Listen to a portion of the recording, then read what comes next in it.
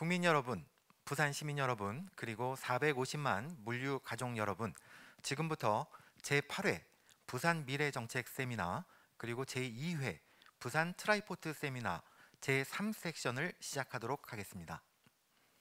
네, 주제 발표 시작하도록 하겠습니다. 첫 번째 발표는 부산항의 트라이포트 및 동북아 물류 플랫폼 조성 방안에 대해서 허윤수 부산연구원 선임연구원께서 발표해 주시겠습니다.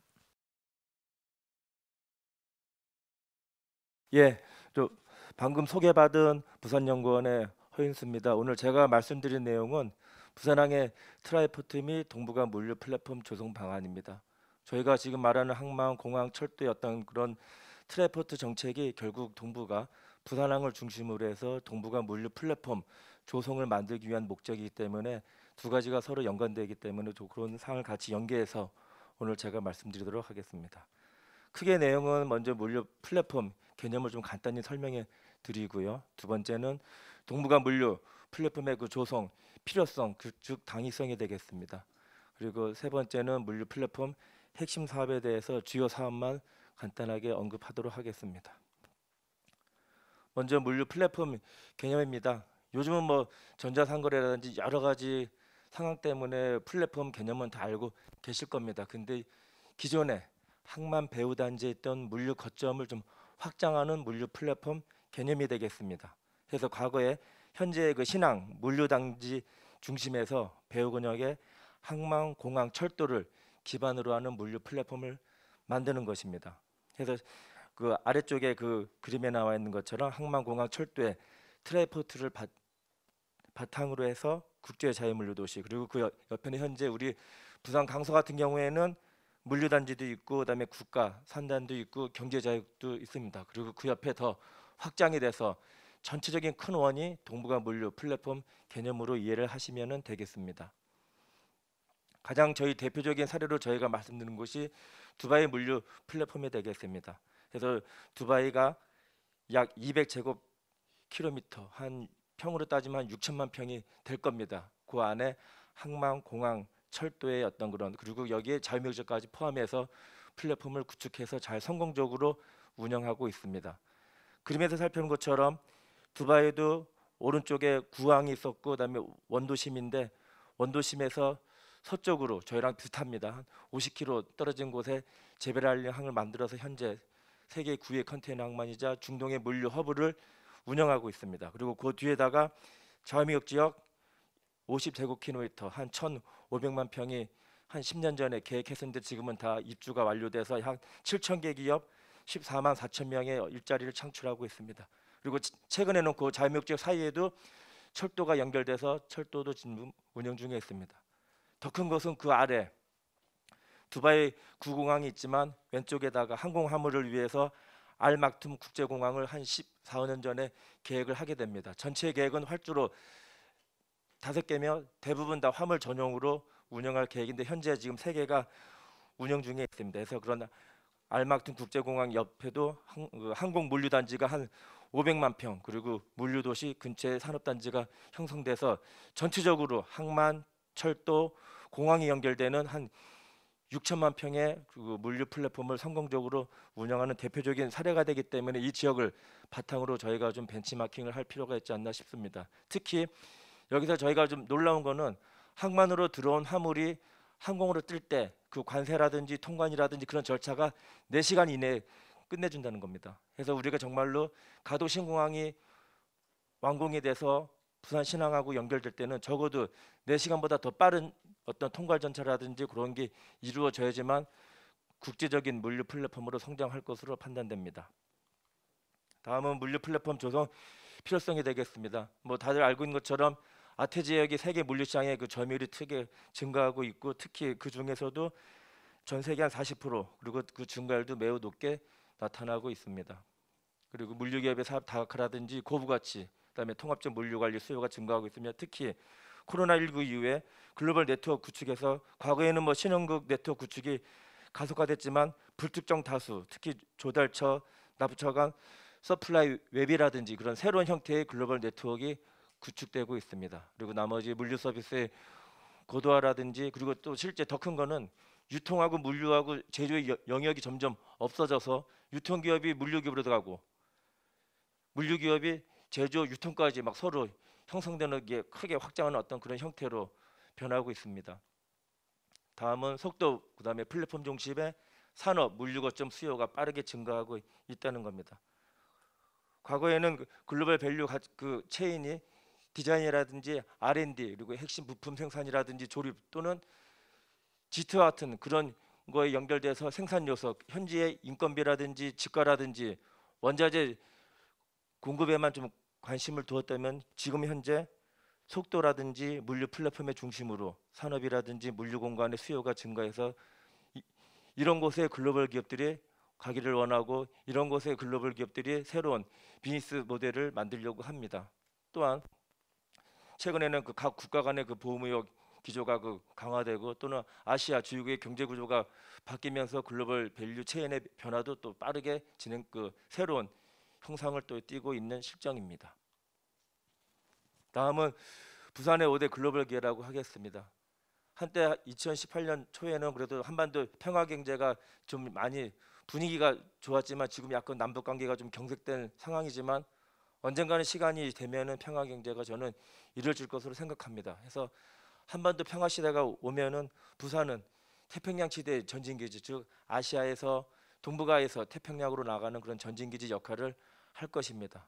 그리고 문재인 정부에서 나인브리지를 중심으로 한 신북방 정책 중에 6가지가 부산하고 관련되는 것입니다. 그리고 또 신남방 경제, 작년에 잘 성공적으로 마친 한 아세안 정상회의 2014년, 2019년, 또한 작년에 또 했던 한국 그다음에 메콩 지역 국가 정상회담을 통해서 어떻게 보면은 남방 지역으로 진출하는 가장 교두보가 이쪽입니다. 해서 신북방과 신남방 경제권을 연결하는 가교 역할을 할 수 있다고 생각하겠습니다. 그리고 이제 곧 2025년부터는 석유 시대에서 가스 시대로 변환하는 시점입니다. 전 세계의 그 에너지 시장이 가스가 석유를 추월하게 됩니다. 그 어떤 차원에서 러시아에서는 아시아 지역 그리고 수출 다변화를 위해서 벌써 이미 작년 12월 초에 중국과는 파이프라인이 연결돼 있고요. 그다음에 지금 남북 관계가 안 좋지만 언젠가는 남북로를 통한 그 가스관이 한반도로 넘어올 것으로 지금 예상되고 있습니다. 그래서 이런 가스 시장이 형성되면은 부산을 중심으로 해서 울산, 통영 이 근처 동남권 지역이 동북아 그 가스 에너지의 그 허브로 발전할 수 있는 기회가 올 것으로 예상됩니다. 그리고 점점 최근 언론에도 자주 나오는 지구 온난화에 따른 북극해 그 빙하가 녹음으로써 그 북극해 항로도 가시화되고 있고, 그리고 2000년대의 그 환항해 경제권이 그다음에 가스 시장을 중심으로 한 에너지 시장을 중심으로 한 환동의 경제권과 연결되는 교차점이 부산이라고 하겠습니다. 다음은 동북아 물류 플랫폼 핵심 사업에 대해서 한 4가지 정도 설명하도록 하겠습니다. 먼저 크게 동북아 물류 플랫폼 개념에서 저희가 핵심 산업원을 항만, 공항, 철도를 연결하는 트라이포트 구축이 되겠습니다. 그래서 현재 있는 부산 신항의 제2신항, 최근에 이제 명칭이 진해 신항으로 확정됐습니다. 그다음에 김해국정에서 가덕신공항, 그리고 부산 신항역에서 향후 대륙횡단 철도기지 연결하는 트라이포트 구축이 되며, 그다음에 이걸 바탕으로 해서 글로벌 물류단지, 스마트 산업단지, R&D 비즈니스가를 연결하는 국제자유 물류도시가 결국 동북아 물류 플랫폼의 가장 중심 사업이라고 하겠습니다. 이와 연결되는 키워드는 글로벌 공유경제, 4차 산업혁명, 그다음에 플랫폼 그런 개념이 되겠습니다. 먼저 항만공항 철도의 트라이포트 구축 첫 번째, 항만은 제2신항 건설 추진해서 현재 있는 부산 신항에서 빨갛게 표시되어 있는 지역으로 제2신항이 지금 현재 구체되고 있습니다. 철도 같은 경우는 현재 지금 부산진 CY가 부산 신항역으로 이전을 했지만 향후에는 그 대륙횡단 철도를 위한 어떤 그런 기정점, 물류 기지도 필요할 것으로 판단되고 있습니다. 그리고 김해공항 백지화가 이제 추진되면서 가덕 신공항이 이제 많이 좀 탄력을 받고 있습니다. 그래서 이런 가덕 신공항 활성화를 위해서 장거리 노선 미래하는 그 유치 마케팅이라든지, 그리고 화물 중심의 글로벌 항공 물류 기업 유치를 위한 물류단지, 그리고 부산항이 가장 잘할 수 있는 한일 간의 CNA 화물을 하기 위한 로로부도 좀 확충할 필요가 있겠습니다. 그래서 먼저 대륙횡단철도 기지를 위해서는 KMI나 그다음에 한국교통연구원에서 한 30만 TU를 예측을 했었는데 한 3배 정도 넉넉하게 한 100만 TU까지 장내 처리할 수 있는 그런 대륙횡단철도 기지를 화전산단 위에 있는 그런 지역에다가 좀 미리 확보를 해놨다가 장류에 그 차후에 남북간 횡단철도가 연결되고 부산항에서 유라시아를 넘어 유럽까지 진출하는 화물이 생길 때 그때 활용할 수 있는 그런 장내의 대륙횡단철도 기지를 만들 필요가 있겠습니다. 다음은 항만하고 공항하고 철도 그리고 오른쪽 그림에 보이는 것처럼 그 강서 지역에 있는 국제자유 물류도시 그다음에 국제산업 물류도시 여러 가지 그런 큰 산업단지라든지 물류단지하고 연계할 수 있는 새로운 미래의 수송수단도 검토할 필요가 있겠습니다. 그래서 현재 오토콘이라든지 모노레일이 검토되고 있는데 향후에 이런 국내에서 추진되고 있는 각종 R&D를 이쪽에 적용한다면은 저희가 앞쪽에서 얘기했던 두바이의 물류 플랫폼을 이길 수 있는 새로운 수송 수단이 되겠습니다. 다음은 항공 물류 단지가 되겠습니다. 저희가 그 가덕 신공항의 그 장내 화물을 수요를 예측해 보니까 한 110만 톤 정도입니다. 그래서 현재 지금 인천공항이 한 300만 톤을 처리하고 있기 때문에 저희가 추정한 100만 톤이 그렇게 뭐 과장됐다고 생각하지는 않습니다. 그래서 한 그 정도 화물을 처리하기 위한 물류단지도 지금 공항 가덕 신공항의 어떤 그런 계획을 할 때 미리 공항 근처에다가 그 물류단지도 확보할 필요가 있겠습니다. 그래서 저희가 좀 구성하고 있는 것은 지금 천성지구가 되겠습니다. 그래서 이런 가덕 신공항과 연계한 물류단지를 만들어서 이 천성지구에다가 항공 물류단지를 만들어서 국내 항공 물류 전문 기업도 유치하고 이 안에 CNA 복합 물류 전용 물류센터도 만들 필요가 있겠습니다. 사례로 지금 인천 같은 경우에는 인천공항 옆에 그 자유목적이 지정돼서 화물터미널하고 물류단지가 한 84만 평 정도고 이 안에 글로벌 물류기업이 한 34개사가 입주했습니다. 또 하나 놀라운 거는 공항이 있으면 그 옆에 공항과 관련된 첨단 제조업이 들어서게 됩니다. 그래서 가장 대표적인 게 국내 그 스테츠칩 코리아라는 그런 회사가 이 항공 물류단지에 제조기업으로서 한 6만 평 부지를 사용하고 있는데 매출액이 한 1조 3천억 원 됩니다. 상당히 높은 매출액이죠. 지금 현재 부산 지역에서 어떤 제조업도 지금 1조 원이 지금 넘는 그런 기업이 없는 상황을 고려할 때 가덕 신공항을 통해서 그 지역의 산업단지도 새롭게 전환될 수 있는 그런 기회가 와서 그 지역에 우리 부산 지역이나 경남이나 동남권 지역의 새로운 산업의 어떤 그런 전이도 가능하다고 이렇게 판단될 수가 있겠습니다. 또한 최근에 늘고 있는 전자상거래 지역도 공항을 중심으로 만들 필요가 있겠습니다. 참고로 그 저희가 좀 연구한 내용을 살펴보면은 후쿠오카에서 그러니까 큐슈권에서 간사이 공항을 통해서 나가는 항공 화물이 한 연간 13만 톤입니다. 그리고 이를 통해서 저희가 비용이랑 시간을 살펴보니까 후쿠오카 공항에서 간사이 공항 나가는 게 한 비용이 한 153만 원, 10톤 기준으로 할 때 그리고 시간이 24시간입니다. 그리고 여기 있는 화물이 부산항으로 와서 가덕 신공항으로 나가게 되면 비용이 한 92만 원, 그다음에 시간은 한 8시간 해서 비용 같은 경우는 한 40%가 절감되고요. 그다음에 수송 시간은 50%가 절감될 수가 있습니다. 근데 어떤 분들은 아니 비행기가 더 빠르지 않겠냐고 그렇게 생각하는데 항공 화물 같은 경우는 적어도 항공 비행기 탑승 전에 12시간에서 하루 전에 미리 공항 터미널에 와서 화물 체크를 해야 됩니다. 그래서 아까 제가 앞서에 두바이에 가서 CNA 화물이 4시간 이내에 통관할 수 있다는 게 상당히 빠른 겁니다. 그래서 만약에 우리가 큐슈권에 있는 13만 톤의 화물을 부산항으로 가지고 와서 여기를 통해서 해외로 나가는 그런 공항을 만든다면은 적어도 두바이보다 더 빠른 4시간 이내의 통관 절차를 할 수 있는 시스템을 만들다면은 후쿠오카에 있는 큐슈권 전체에 있는 화물이 가져오기 때문에 새로운 국부 창출도 가능하다는 것입니다. 다음은 국제자유 물류도시가 되겠습니다. 이 사업은 부산과 경남이 같이 민선 7개 공동 그 제안한 사업이고 부산 쪽이 한 350만 평, 그다음에 경남 쪽이 한 400만 평 좀 이상이 됩니다. 그리고 이거는 또 작년에 그 국가 균형 발전에다가 저희가 또 하나의 수도권 만들기 프로젝트로 제안을 해서 현재 지금 이게 정부로부터 많은 좀 이렇게 지원을 받을 수 있는 그런 사업으로 아직까지는 구상을 하고 있습니다. 그래서 이런 국제자유 물류도시가 항만, 철도, 가덕 신공항을 배후로 하는 새로운 물류 거점으로 두바이의 물류 플랫폼과 같은 그런 형태로 이게 발전을 키우는 어떤 그런 대표적인 핵심 사업이 되겠습니다. 그래서 여기에는 신남방, 신북방 경제권의 그 글로벌 브릿지 및 게이트웨이로 글로벌 물류 허브 도시를 만들고요. 그다음에 주요 사업이 글로벌 물류단지, 그다음에 공유경제 물류 플랫폼, 스마트 산업단지, R&D 그런 플랫폼 도시 형성으로 좀 구상을 하고 있습니다.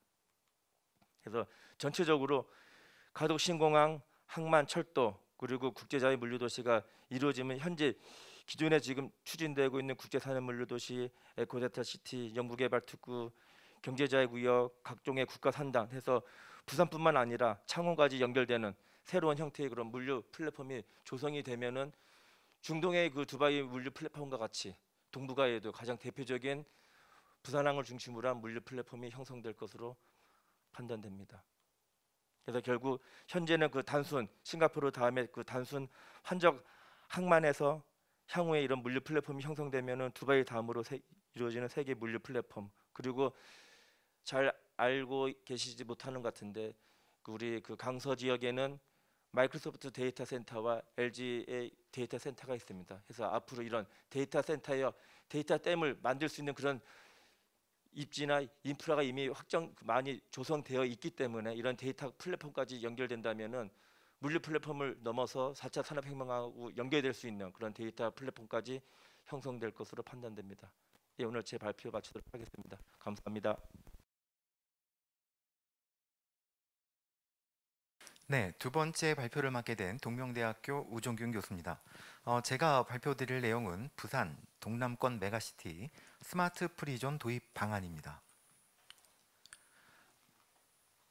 세계 물동량 기준 6위, 그리고 환적 화물 기준 2위의 대형 항만을 보유하고 있는 부산은 트라이포트 전략을 추진하고 있습니다. 그리고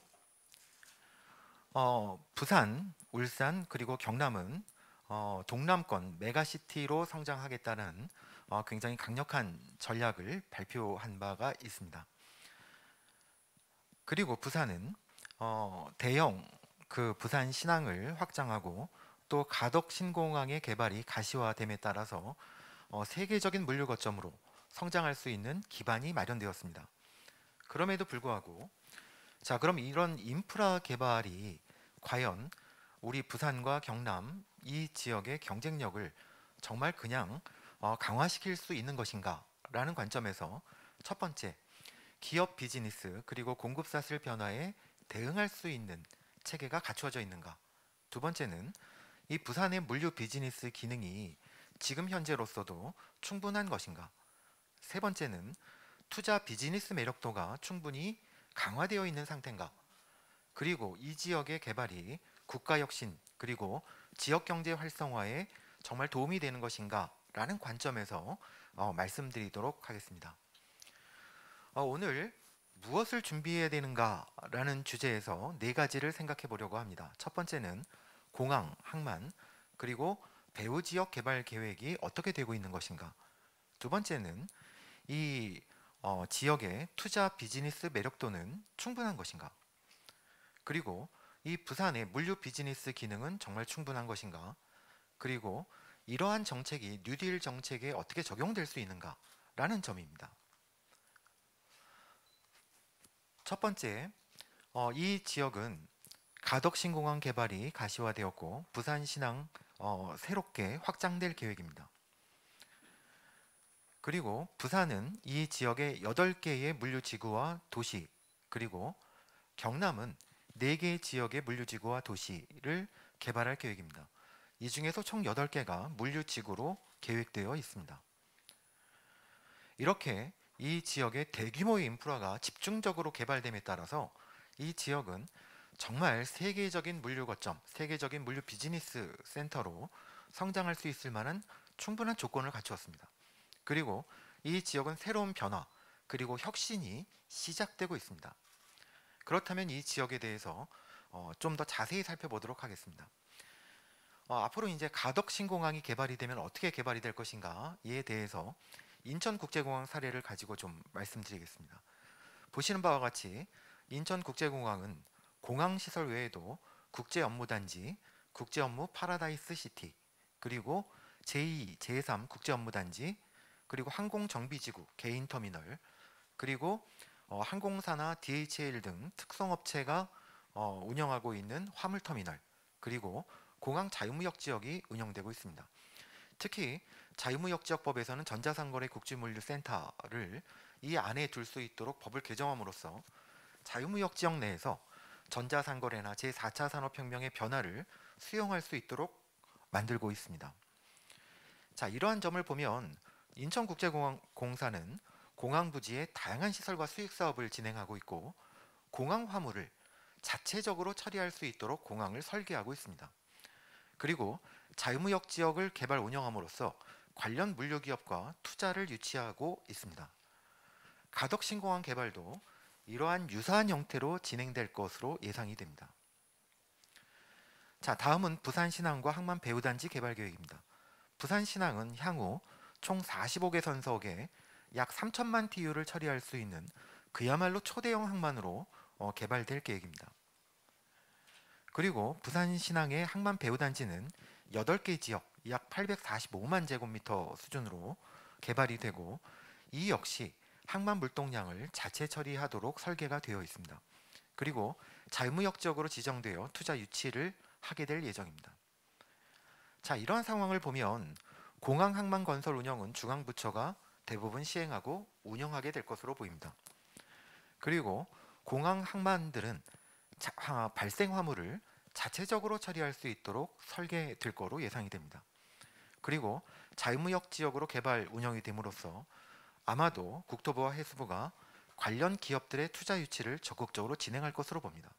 그렇다면 부산의 입장에서는 이 공항과 신항만의 개발, 그리고 여기의 활성화 매우 중요하고, 또 중요한 것은 부산 경남이 개발하는 이러한 물류지구들을 어떻게 운영할까, 어떻게 경쟁력을 강화할까 라는 것이 중요한 이슈가 되겠습니다. 자, 바로 이 지역은 우리나라와 글로벌을 연계하는 네트워크이고요. 또 부산 경남권의 경제의 핵심 지역으로 성장할 거로 예상이 됩니다. 그러면 이 동지역의 투자 매력도는 어떨까요? 지금까지 많은 학자들이 이 지역은 자유항 수준의 자유로운 물류 비즈니스 환경 조성이 필요하다라고 여러 가지로 주장을 하고 계십니다. 그렇다면 투자 매력도는 첫째, 투자 운영 관점에서 공항이나 항만 자유무역 지역은 굉장히 저렴한 수준에서 임대가 될 텐데, 이 외의 지역은, 개발되는 지역은 굉장히 임대료나 조세 감면 수준에서 자유무역 지역에 비해서 상당히 경쟁력이 떨어질 거로 생각이 됩니다.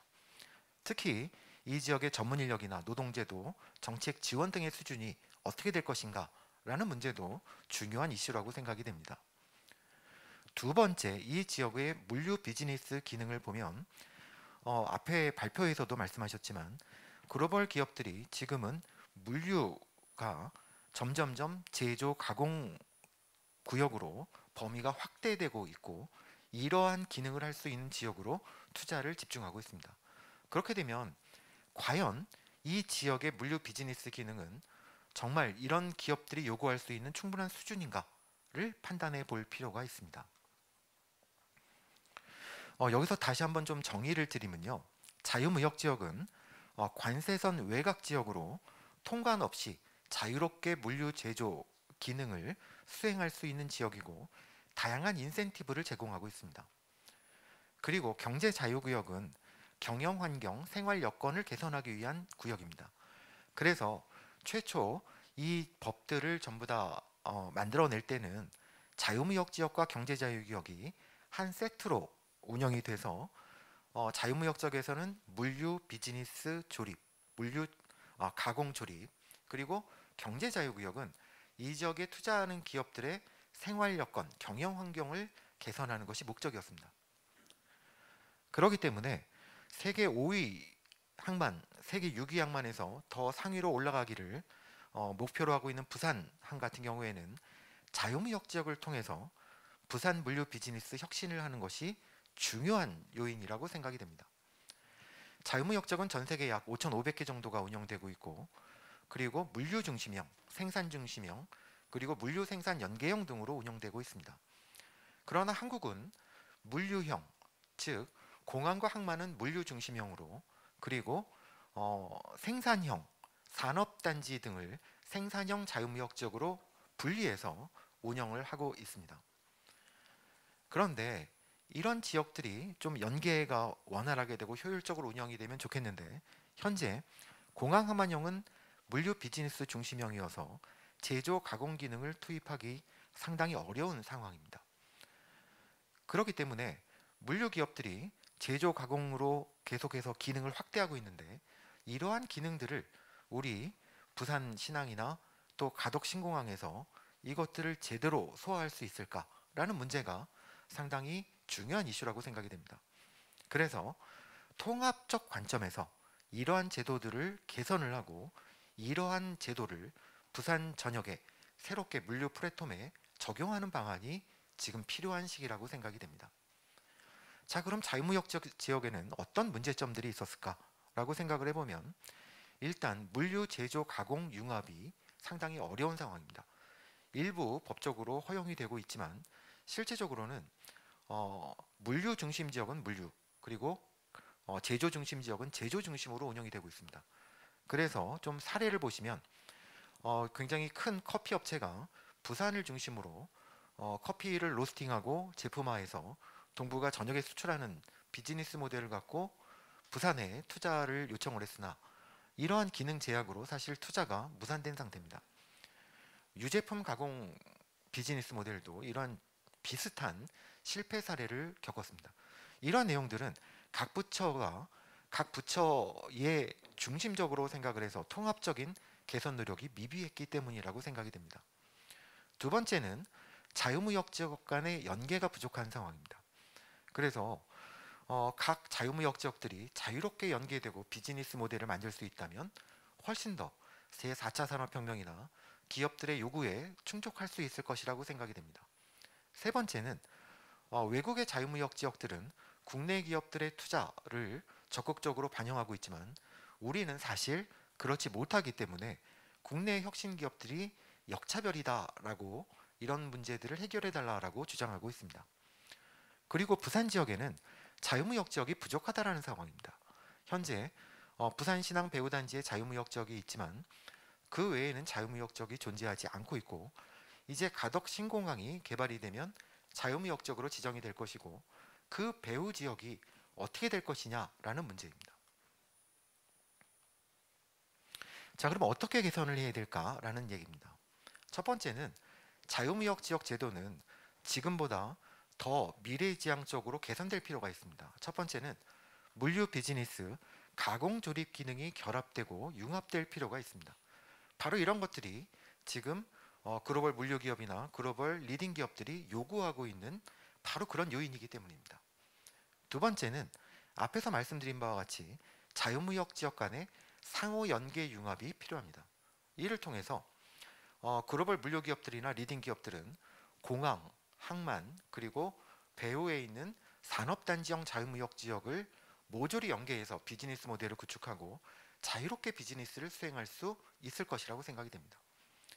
세 번째는 부산 지역에는 그 공항과 항만은 자유무역적으로 지정될 것이지만 배후에 위치하고 있는 이 물류 도시들은 자유무역 지역이나 어떤 제도적인 고려가 현재는 고려만 되고 있는 상황입니다. 그렇기 때문에 이들 지역들을 자유무역 지역으로 지정을 하고, 특히 산업단지형 물류 지역으로 자유무역 지역으로 지정을 함으로써 항만 자유무역 지역과 공항 자유무역 지역, 그리고 산업단지 자유무역이 모두 집적해서 공존할 수 있고 상호 연계되고 융합될 수 있는 이런 조건을 만들어야 되겠다라는 것입니다.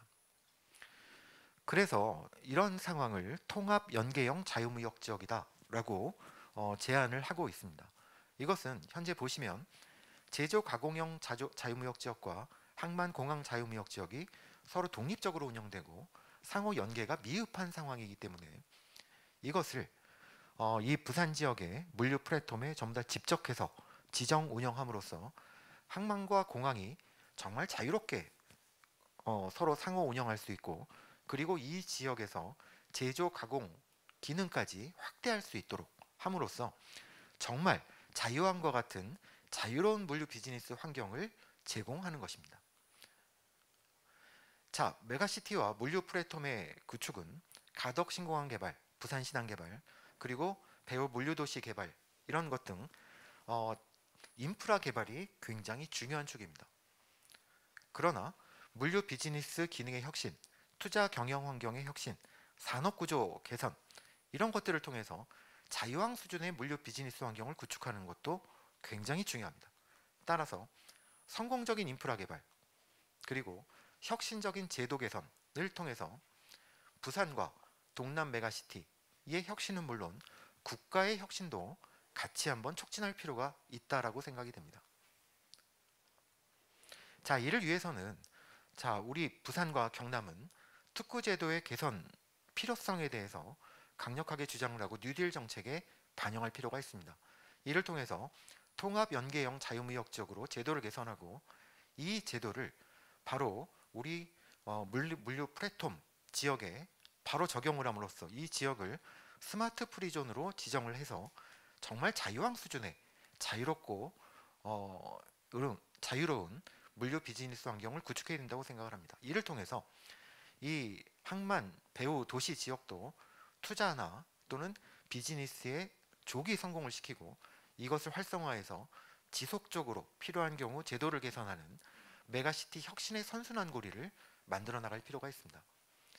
이를 위해서는 미래 변화를 고려한 부산 혁신에 적합한 자유무역 지역 제도의 개선이 시급하고 그리고 뉴딜 사업의 의제 제기를 통해서 정책 지원을 끌어내고 부산형 스마트 프리존을 구축하는 것이 중요하다고 생각합니다. 자, 이러한 정책은 이제 벌써 20년이 지난 동북아 물류 중심화 전략, 중국의 환적센터화 전략을 벗어나서 아까 말씀하신 것처럼 우리나라의 위치에 맞는 국가 물류 정책, 국가 비즈니스 정책에 맞는 새로운 물류 정책을 시행해야 될, 혁신을 해야 될 시기라고 생각이 됩니다. 감사합니다. 이상으로 발표 마치도록 하겠습니다.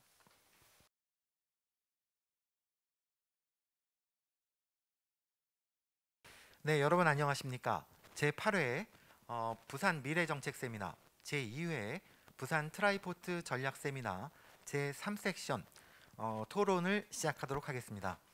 제3세션의 주제는 동북아 물류혁신도시 부산의 미래입니다. 이러한 거대한 주제에 대해서 토론을 해주실 전문가분들을 소개하도록 하겠습니다. 김정원 부산항만공사 기획조정실장 나오셨습니다. 김영태 한국해양수산개발원 선임연구원 나오셨습니다. 김호 부산산업과학혁신원 본부장 나오셨습니다. 최영림 동아대학교 교수 나오셨습니다. 함영신 부경대학교 교수 나오셨습니다. 허윤수 부산연구원 선임연구원 나오셨습니다.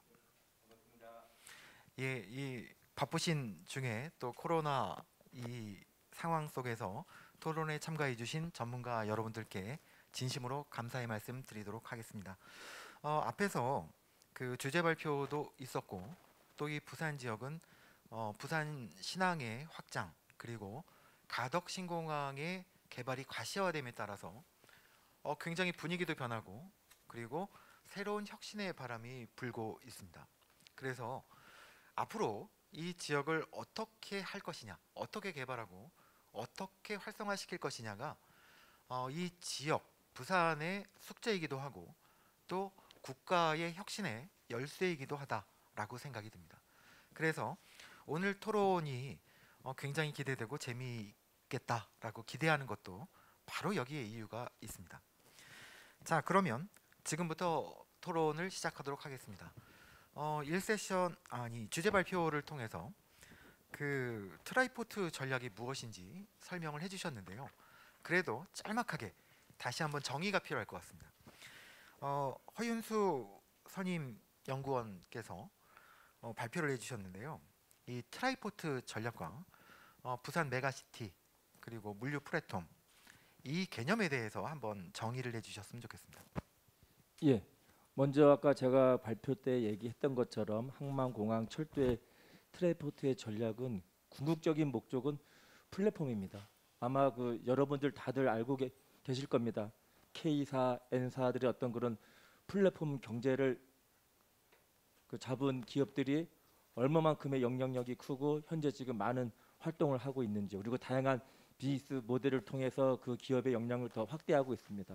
그래서 항만, 공항, 철도가 제가 앞서 발표했던 것처럼 물류 플랫폼을 부산항이 동북아 물류 플랫폼의 중심으로 되기 위한 하나의 수단이라고 생각하시면 됩니다. 그래서 현재는 지금 항만하고 철도밖에, 그다음에 김해공항 있지만 실제 연계되는 화물은 거의 없다고 생각하시면 될 것입니다. 그래서 새롭게 가덕신공항이 건설이 되고 하면은 정말로 항만하고 공항하고 철도하고 연계되는 CN에어 또는 CN 레일, 다양한 형태의 복합 물류 운송이 이루어지고, 그런 이동 수단이 완벽하게 갖춰져서 글로벌 기업들이 부산항에만 가면은 그 상황에 맞춰서 철도로 올라가든 항공을 통해서 미국으로 날아가든 여러 가지 이 어떤 그런 기회 요인을 갖고 있기 때문에, 그걸 바탕으로 해서 부산항하고 그다음에 배후 도시 전체가 물류 그 플랫폼의 중심으로 가기 위한 전략이라고 생각하시면 될 것 같습니다. 예, 아마 시청자 여러분들께서도 느끼시겠지만 이러한 시설들이 인프라가 개발이 되면 정말 부산은 세계적인 비즈니스 물류 거점이 되겠구나라고 아마 느끼실 거로 생각이 됩니다. 그렇다면 이러한 트라이포트 전략이 정말 이렇게 가능성이 높은 것인가? 그만큼 경제적인 효과가 클 것인가에 대해서 또 많은 궁금증이 있으실 거로 생각이 됩니다. 이 분야에 대해서 굉장히 많이 연구를 하시고 또 자문도 많이 해주시고 계시는 최영림 교수님께 이 트라이포트 전략이 정말 그렇게 대단한 것인지 또 얼마나 효과적인 것인지 한번 말씀을 듣고 싶습니다. 예, 지금 이제 우리가 그 트라이포트 전략을 이야기하기 전에 실제 우리 그동안에 경제 사회가 어떻게 흘러왔는지를 한번 살펴볼 필요가 있을 것 같습니다. 왜냐하면은 물류라고 하는 것이 결국은 제조업과 뗄래야 뗄 수 없는 그런 관계가 있기 때문에 그 제조업이 어떻게 변천해 왔는가를 볼 필요가 있는데요. 흔히 우리가 이제 1차 산업혁명에서부터 지금 4차 산업혁명까지 이르기까지 우리가 지내온 걸 이야기들을 하고 있는데, 그 중에서 특히 제조업의 관점에서 보면은 우리가 예전에 1차, 2차 산업혁명을 거치면서 다량의 생산을 우리가 값싸게 공급하던 그런 시절에 우리 물류는 그러한 다량의 화물을 효과적으로 수송할 수 있는데 초점이 맞추어졌습니다. 그런데 이제 그 우리 사회가 지금 정부와 사회 그리고 지금 4차 산업혁명 시대까지 오면서 소비자들의 요구를 우리가 제조업체들이 잘 맞춰줘야 되기 때문에 다품종 소량 생산 형태로 가고 있습니다. 그렇다면은 우리 물류도 거기에 맞추어서 소비자의 트렌드를 반영해줘야 되는데 상당히 그 우리가 취급되어야 될 화물이 과거에 덩치 크고 그 무겁고 그리고 저렴한 화물에서부터 또 경량화되고 또 소형화되면서 부가 가치가 높은 그런 화물의 수송까지 전체를 우리가 다 해결해 줄 수 있어야만이 제대로 된 물류 중심지라고 할 수가 있겠습니다.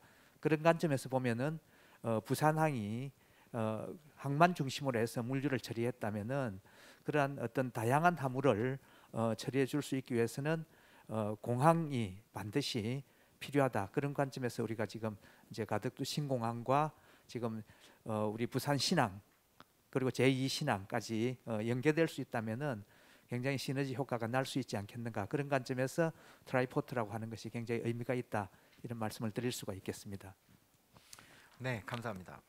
그리고 또 이제 트라이포트 전략에 대해서 굉장히 많이 연구를 하시고 이 연구나 사회 시민 운동도 좀 많이 주도를 해주셨던 우리 부경대학교의 함영신 교수님께서도 좀 이에 대해서 좀 말씀을 부탁드리겠습니다. 예, 트라이포트의 저는 각 그 부문별 현재 인프라가 어떻게 구축되어 있나의 좀 현황을 언급하고, 과연 그러면 앞으로 우리 가덕 신공항이 됐을 때 얼마나 많은 어떤 효율적으로 연계 운송이 가능할 것인가에 대해서 좀 말씀을 드리고자 합니다. 잘 아시다시피 해운 부분에 대해서는 부산은 간선 항로에서 유리한 입지를 갖고 있고, 항만도 신항에서 고객들의 니즈를 저는 잘 반영해 주고 있다, 이렇게 보고 있습니다. 그래서 해운이나 항만은 우리가 선진화된 물류 체계를 구축하고 있다. 이에 비해서 내륙 운송 부분에 있어서 보면 철도 같은 경우는 아직까지는 여러 가지로 미흡한 부분이 많이 있는 것 같습니다. 특히 효율성 측면에서. 아울러 공항은 김해 공항이 있지만은 실제적으로는 국제공항으로서 역할하는데 한계가 있고, 또한 화물을 처리하는 데서도 굉장히 미약한 인프라를 구축하고 있는 상황입니다. 이런 관점에서 본다면 가덕 신공항이 건설돼서 국제공항 및 항공 화물을 처리할 수 있는 인프라를 기본적으로 갖추어진다면 발표자 허 박사님께서 지적하셨던 이 트라이포트 체제를 통한 부산의 지역 경제는 훨씬 더 업되지 않겠냐, 이런 생각을 갖고 있습니다. 또한 이제는 우리가 구호로 외칠 때 부산이 동북아의 물류 플랫폼을 주장하고 계시는데, 저는 이제는 공항이 건립이 된다면 특히 국제공항이 동북아보다는 전 세계의 물류 플랫폼으로 나아갈 수 있다고 생각합니다. 이런 관점에서 우리가 신공항이 반드시 건립될 수 있도록 함께 노력해 나가야 된다고 생각하고 있습니다. 네, 감사합니다. 부산의 물류 거점이 아니라 글로벌 물류 거점이다 라는 주장을 해주셔서 저도 굉장히 반가운 마음입니다. 다음은 그 부산산업과학혁신원의 김호 본부장님께서는 실제로 이제 부산의 물류 기업이나 항만 공항에 대해서 실제적으로 어떤 혁신을 주도하기 위해서 노력을 하고 계시는 분이신데요. 어떻습니까? 이 실제로 그 산업계 입장에서 볼 때, 그리고 부산의 산업과학 혁신을 주도하고 있는 이 부산 산업과학 혁신원의 입장에서 이 트라이포트 전략은 어떤 의미가 있겠습니까? 네, 두 가지만 말씀을 좀 드리겠습니다. 우선 트라이포트 전략에 대해서 그 발표자들께서 굉장히 잘 요약을 해서 말씀을 해주신 것 같고요. 우선 이제 일반인의 입장, 이제 부산 시민의 입장이나 아니면 뭐 부산 시민을 떠나서 우리 이제 국내 이제 그 일반 시민의 입장에서 바라보면 사실은 여태까지 이제 일반 시민들이 느끼기에는 그 이제 가덕 신공항이라고 하는 부분이 여객 수송 측면에서 너무 이제 강조되어져 왔고, 일반인들이 느끼는 측면은 그런 부분들을 중심으로 좀 느끼는 것 같습니다. 근데 오늘 이제 발표자들께서 잘 정리해 주시고 요약해 주셨던 바와 같이 실질적으로 경제적 효과가 나타나는 부분은 항만과 연계된 그 신공항, 그리고 공항 항공화물과 연계되어서 복합물류에서 나타나는 어떤 부가가치, 이런 경제적 효과들이 굉장히 저는 큰 부분이라 생각을 하고, 이 부분을 저는 좀 집중적으로 좀 강조를 할 필요가 있을 것 같습니다. 그래서 일반인들도 이런 부분에 있어서의 효과들을 좀 인식할 수 있는 그런 계기가 됐으면 하는 입장에 있고요. 또 하나는 그 우리 이제 발표자들께서 국제사회 물류도시 부분에 대해서 얘기를 해주셨는데, 이제 뭐 산업 정책이나 산업 연구를 하는 입장에서 바라보면 사실 저 부산 이제 서부산 지역에 에코 델타 시티라든지 지금 뭐 상생 일자리로 지금 구축되고 있는 전기차 부품 클러스터라든지 아니면 녹산이라든지 강서 쪽에 그 산업 단지들에 대한 어떤 산단 대개조라든지, 사실 이런 부분들이 이제 부산이 가지고 있는 가장 큰 강점인 그런 물류하고 연계된 그런 시너지 효과를 창출할 수 있는 방안들이 사실 필요한데요. 이제 그런 부분에서 아까 물류하고 제조 융합을 통한 자유무역지대의 어떤 개선 방안들, 이런 부분들은 저는 오늘 굉장히 큰 시사점이 있는 부분으로 생각이 되고요. 이제 그런 부분들이 사실은 우리 부산뿐만 아니라 우리 동남권 지역의 새로운 어떤 혁신의 어떤 거점으로서 작용할 수 있는 그런 중요한 방안이라고 저는 생각이 됩니다. 네, 감사합니다. 트라이포트 전략에 대해서 뭐 또 말씀해 주실 분이 혹시 있으신지요? 없으시면 다음 주제 뭐 연관된 주제입니다. 지금부터 가덕 신공항 개발의 가시화, 이게 어떤 의미를 갖고 있는 것인지, 이게 정말 부산 경제에 정말 어마어마한 영향을 주는 것인지, 아니면 해외 놀러 갈 때 비행기를 타러 가는 곳인지 참 궁금합니다. 그래서 이에 대해서 가덕 신공항 개발의 타당성이 도대체 무엇인가, 이에 대해서 한번 말씀을 들어보도록 하겠습니다.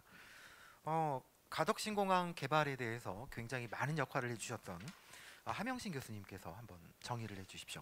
예, 저도 그동안 가덕 신공항 건립 공동 대표로서 활동을 해오면서 이제 가덕 신공항이 가시권에 들어오고 있다는 점에서 나름대로 보람을 느끼고 있습니다.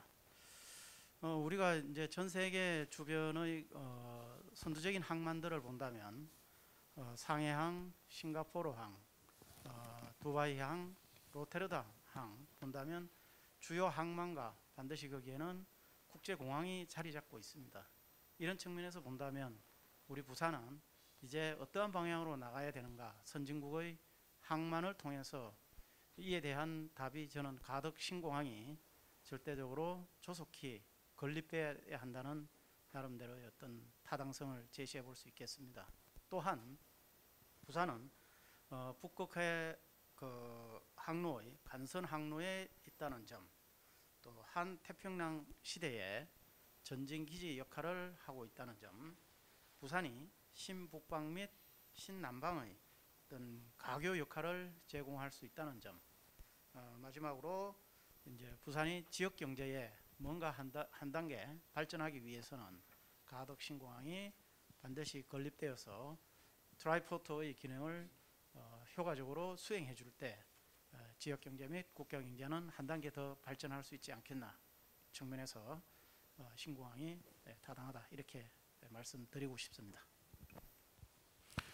네, 교수님 말씀을 들어보니까 부산이 세계 6위 물동량, 세계 2위의 환적항이라고, 저희는 동북아의 최대 물류 거점이다 라고 얘기하고 있었는데, 교수님 말씀을 들어보니까 다른 항만들은 항만과 공항이 결합돼서 이런 복합 운송 체계를 갖추고 있었다라는 점을 보면 부산은 한쪽 발이 없는 이 물류 거점이었다라는 생각이 듭니다. 그렇다면 앞으로 이제 가덕 신공항을 통해서 부산의 물류 체계가 이제 뛰어다닐 수 있는 이런 시스템으로 바뀔 것 같은데요. 그러면 항공 물류 체계의 변화가 이 가덕 신공항 그 개발을 통해서 어떻게 바뀔 것인지, 그리고 항만과 공항이 연결되면 도대체 뭐가 달라지는 것인지에 대해서 우리 허윤수 박사께서 한번 좀 설명을 해주시면 좋겠습니다.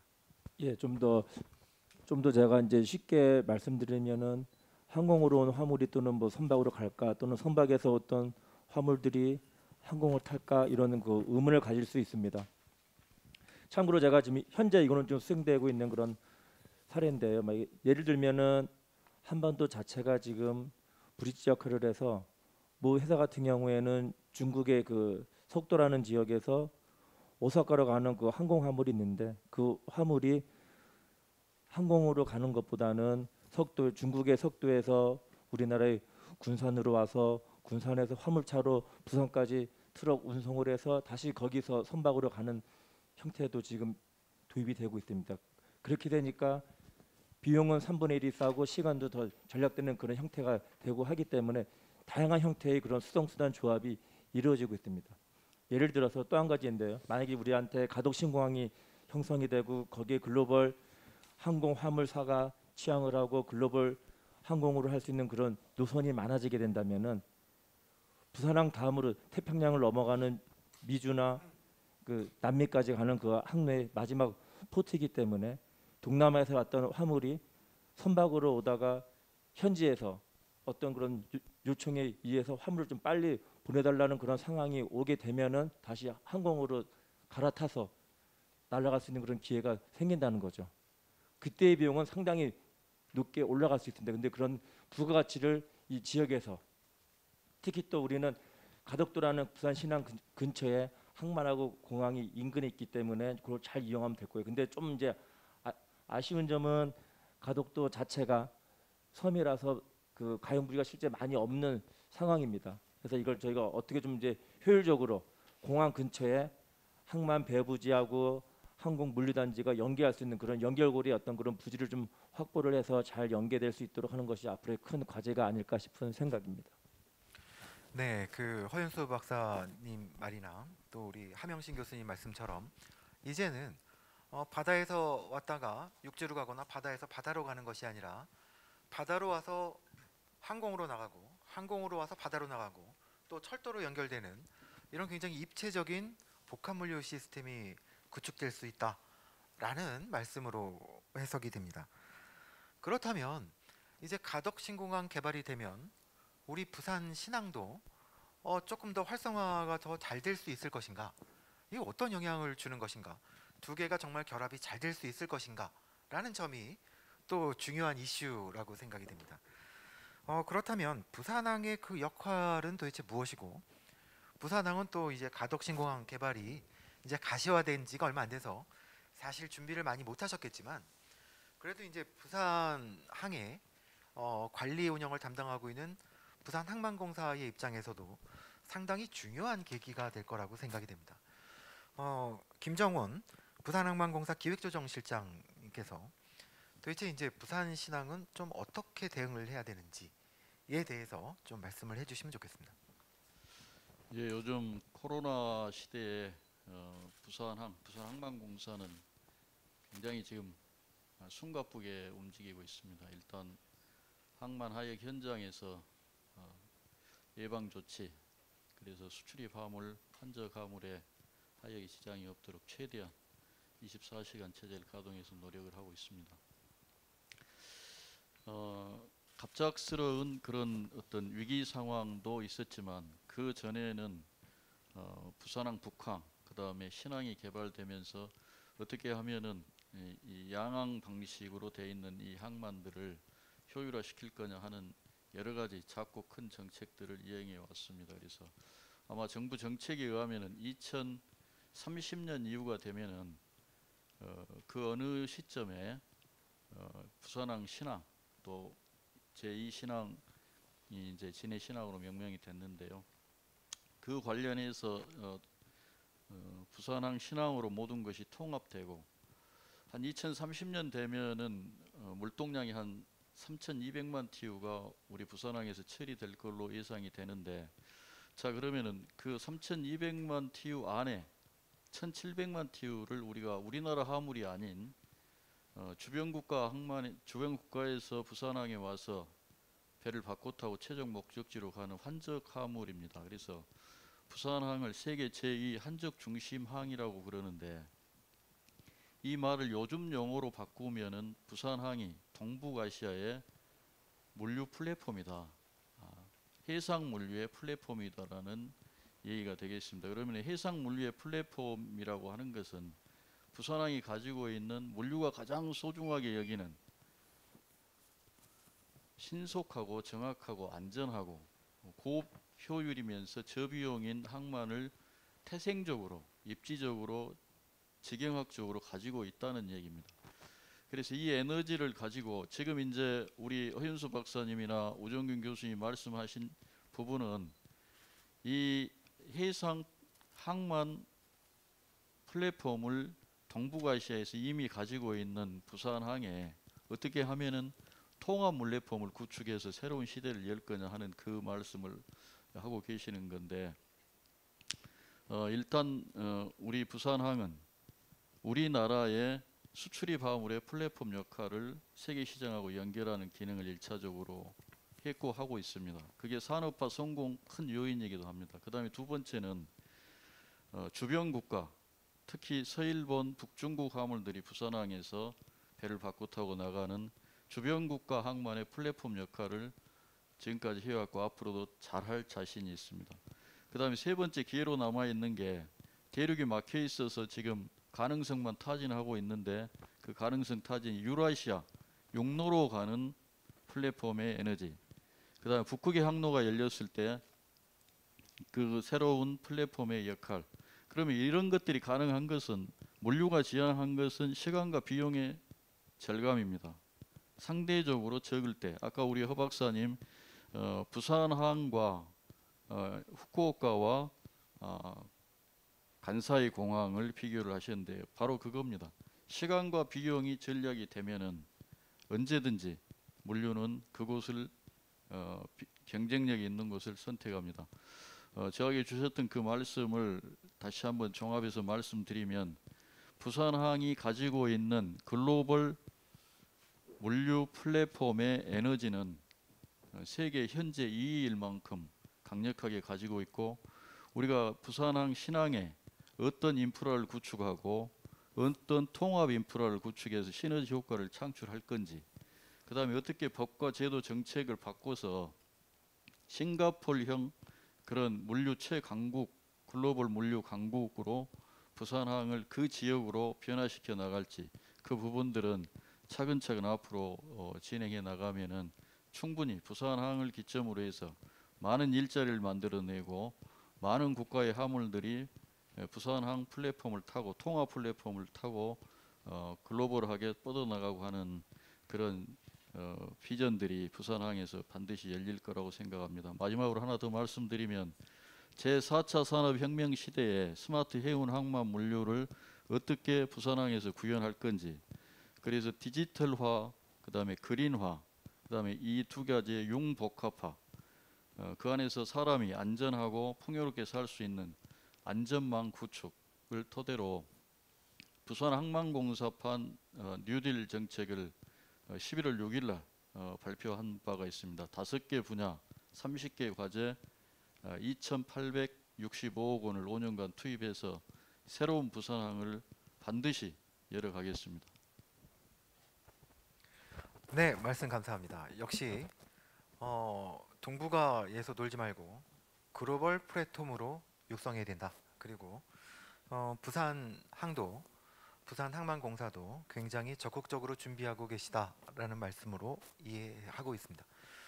사실 코로나 발생 이후 부산항이 굉장히 많은 어려움을 겪었음에도 굳건하게 국가의 수출입 관문으로서의 역할 그리고 세계 6위 항만으로서의 경쟁력을 유지하고 있다는 것도 저는 굉장히 뜻깊은 일이라고 생각을 합니다. 다음은 김영태 한국해양수산개발원 선임연구원님 말씀을 듣도록 하겠습니다. 네, 우리나라가 위치한 그 입지적 요건이 이 동북아의 중심적인 그 위치에 있다라고 하는 것에 착목을 해서 물류 인프라를 적극적으로 건설하고 여기에 덧붙여서 민간 그 해운 기업들 그리고 저 항만 운송 기업들이 이 전략을 아주 잘 활용을 했기 때문에 20년 내지 30년간 걸쳐서 오늘날 동북아의 물류 중심 국가로 발전하게 된 것이 그간의 이 사정이었다라고 이렇게 회고가 가능할 것 같습니다. 그런데 이제 최근 들어서 우리나라를 둘러싼 혹은 뭐 부산항을 둘러싼 어떤 환경 변화가 정말 격심합니다. 제4차 산업혁명 기술이 우리가 다소 그 선두주자에 있는 것은 아니고요. 그리고 이러한 기술을 활용해서 또 막대한 수요를 발판으로 해서 공항, 항만, 물류, 인프라를 급격하게 확충하고 있는 중국. 이 그동안 우리나라를 환적항으로 이용을 해온 주요 고객이었습니다만 우리나라로부터 점점 멀어져 가려고 하는 그런 정책을 펴고 있습니다. 뿐만 아니라 일본도 중국처럼 자국의 인프라를 많이 건설을 해서 여태까지 한국으로 유출되고 있는 우리나라 입장에서는 일본의 화물을 유치한 그런 물량들이 더 이상 한국의 부산항으로 가지 않도록 하기 위한 그런 전략을 국가적인 차원에서 추진을 하고 있습니다. 그래서 부산항을 둘러싼 환경도 아주 어려운 상황에 직면해 있고 우리나라 전체를 둘러싼 환경도 지금 아주 거센 그런 상황에 있는 것 같습니다. 뿐만 아니라 그 여태까지는 중국 그리고 한국, 일본이 중심이었다라고 한다면 그 중심이 새로운 프론티어가 지금 로 일컬어지고 있는 동남아 그리고 러시아 쪽으로 점차 이게 변화가 되고 있는 그런 상황입니다. 그렇기 때문에 더구나 내부적으로는 우리나라는 코스트 경쟁력에서 점점 약화되고 있는 그런 상황이기 때문에 우리를 둘러싼 환경은 뭐 녹록지 않다. 그래서 어떻게든 이런 상황을 타개해서 제4차 산업혁명 시대를 맞이한 지금 새로운 어떤 그 성장 동력을 마련할 필요가 있는 것은 아닌가. 그 하나의 수단으로서 오늘 그 트라이포트 부산을 중심으로 한 그 트라이포트 전략 세미나가 이루어지고 지금 그 두 분이 이 발표를 하셨고 토론이 이루어지고 있는 것은 제가 볼 때는 상당히 그 시의적절하고 또 우리가 지금 당면한 이런 그 과제가 아닌가라는 그런 생각을 하고 있습니다. 그래서 이 트라이포트 부산을 중심으로 한 이 트라이포트가 정말 그 제대로 잘 형성되기 위해서는 여러 가지 조건들이 많이 필요한 것으로 그렇게 생각이 듭니다. 항만의 경우에는 우선 그 허브 항만으로서의 그 부산의 역할이 계속 유지되어야 될 걸로 생각됩니다. 이를 위해서는 지금 점차 그 대형화되고 있는 끊임없이 대형화되고 있는 그 선박, 초대형 선박을 부산항에서 계속 유치할 수 있는 그런 여건을 갖추어 나가야 됩니다. 말하자면 대형 선박을 위한 대형 그 부두의 건설이 가장 우선적으로 필요한 그런 상황이고요.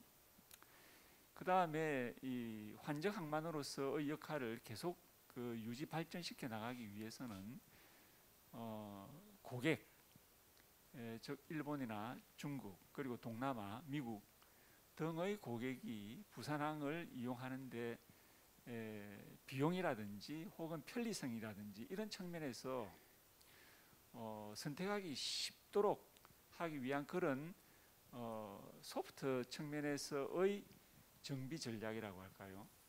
이게 반드시 필요합니다. 조금 전에 김정은 그 실장님께서 말씀을 하셨는데 이런 소프트 전략을 우리가 강화시켜 나가기 위해서는 지금 그 확산이 되고 있는 그 디지털 기술, 우리 부산항의 그 디지털화를 지금 수준, 지금보다도 앞으로 계속 확충을 해 나가야만 합니다. 아울러 그 대형선과 그리고 그 피더선 간의 어떤 연계가 좀 더 코스트 전략적인 그런 구조로 만들어 나가는 것이 굉장히 필요합니다. 뿐만 아니고 허연수 박사께서도 오늘 주제 발표를 하셨습니다마는 예를 들어서 일본 큐슈 지역에 있는 화물들이 미주 지역 혹은 뭐 유럽으로 수출입이 될 경우에 일본 내의 그 칸사이 공항을 이용하는 것이 아니고 한국의 부산항을 이용하는 것이 부산 그 공항을 이용하는 것이 훨씬 유리하다라고 하는 그런 말씀을 하셨는데 그렇기 때문에 그 부산항과 그 부산의 공항이 연계되어서 그 우리나라 주위의 주위 지역의 산지에 있는 그런 물량들을 연계시킬 수 있는 그런 인프라를 구축하는 것은 정말 필요한 일입니다. 그래서 이 트라이포트가 반드시 필요한 정책 방향임에는 틀림없다라고 말씀드릴 수 있을 것 같습니다. 그러나 이 트라이포트 전략도 우리가 이제 좀 더 그 신중하게 좀 생각해 볼 필요가 있는 것 아닌가.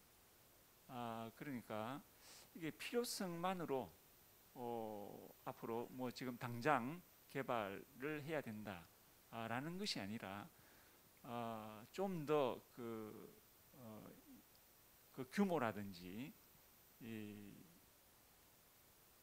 시설 또 유치해야 할 여러 가지 업종이라든지 기능이라든지 이런 부분에 대해서는 우리가 좀 더 심도 깊게 생각할 필요가 있다. 예를 들면 블라디보스토크 같은 경우에도 트라이포트를 구축을 하고 있습니다. 중국의 다수 항만에서 또 트라이포트 역할을 기능을 수행하고 있는 지역들이 많이 있습니다.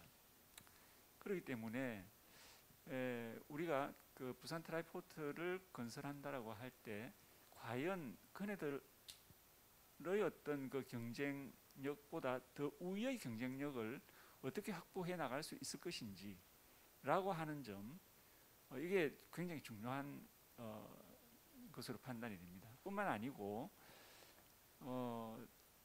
그 현재 공항으로서는 우리나라에서는 인천공항이 가장 메인 역할을 하고 있고요. 항만은 이제 부산항이 압도적인 그 메인 역할을 하고 있습니다만, 공항과 항만을 연계시킨다라고 할 때 인천하고 부산하고 간에 어떤 경쟁 관계가 발생할 수도 있다.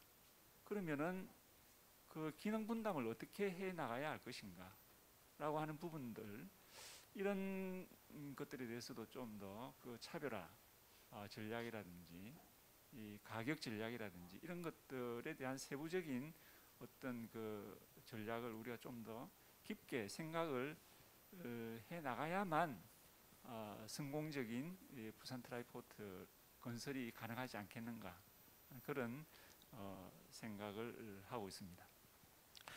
네, 감사합니다. 김영태 박사님께서는 트라이포트 전략에 대한 기대와 또 이것을 성공시키기 위해서 고려해야 할 점들에 대해서 말씀을 해주셨습니다. 실제적으로 우리 김영태 박사님께서 말씀하신 것처럼 중국이나 일본도 가만히 손 놓고 있지 않고 있고, 우리나라로 경유하는 화물들을 어떻게든지 또 유치를 하기 위해서 또 뺏기 위해서 상당한 노력을 하고 있기 때문에 지금 부산 신항이나 가덕 신공항의 개발이 그렇게 밝은 것만은 아니다. 정말 준비를 정확하고 체계적으로 준비를 하고 비즈니스 모델을 만들어야 경쟁력을 창출할 수 있을 것이다 라고 말씀을 해주셨습니다.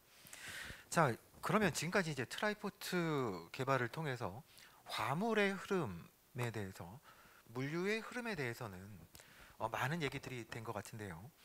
그러나 실제적으로 국가의 경제 그리고 지역 경제를 생각해 보면 많은 글로벌 기업이나 또는 물류 기업들이 이 지역으로 투자를 하고 여기서 비즈니스를 할 수 있는 장을 만드는 것이 굉장히 중요하다고 생각을 합니다.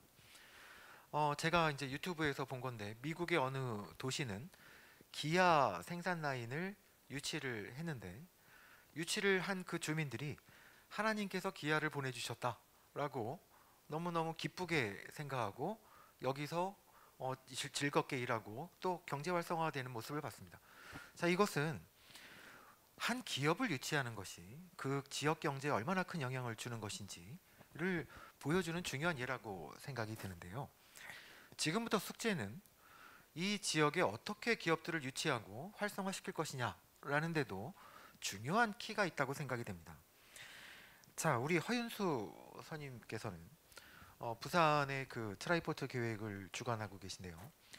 좀 어떻게 지금 굉장히 많은 기업들의 수요도 변하고 4차 산업혁명이고 이런 상황에서 좀 어떻게 유치를 해야 된다라고 생각하시는지요? 예, 아까 실제 이제 저희가 항만공항 철도의 어떤 그런 인프라를 구축을 통해서 했을 때 그게 그 정도의 인프라 투자 비용을 더 효용을 높이기 위해서는 그 지역에 사회자님이 말씀하신 것처럼 어떤 글로벌 기업들이 와서 새로운 일자리 창출, 인구가 더 증가되고 또 부를 창출하는 어떤 그런 2배, 3배 인프라 투자 비용보다 2배, 3배의 그 가치 효용을 높이는 것이 가장 중요하다고 생각합니다. 그리고 실제 현재 부산 신항을 근처로 한 이 동남권 지역에도 여러 가지 땅이 거의 뭐 산업단지도 많고 다양한 형태가 있지만 아직까지 잘 연계가 안 되고 또 더 큰 문제는 그 많은 인프라가 있음에도 불구하고 이제 가용지가 점점 없어지고 있는 실정입니다. 그래서 저는 이게 기존의 방식처럼 뭐 지방에 있는 공사나 또는 그 중앙에 있는 공사가 토지를 수용해서 개발을 하고 그 개발한 거를 매각해서 수익을 창출하는 어떤 그런 형태로 가기에는 저희한테는 너무나 지금 부지가 없는 상황이기 때문에 지금 남아있는 부지 정도로 해서 만큼은 지금 부산 항만공사가 신항 배후단지의 그 자유무역 지역을 이렇게 운영하고 있는 것처럼 그 지역의 공사나 또는 국가기관이 그 부지를 확보해서 글로벌 기업한테 임대하는 조건으로 왜 산업이 너무나 지금 빠르게 변화하고 있고 그 시대에 너무나 흐름이 빠르기 때문에 기존과 같은 부지를 조성해서 매각하는 것보다는 국가나 또는 지방 공기업이 개발해서 장기 임대하는 형태 그리고 아까 우정경 교수님이 말씀하신 것처럼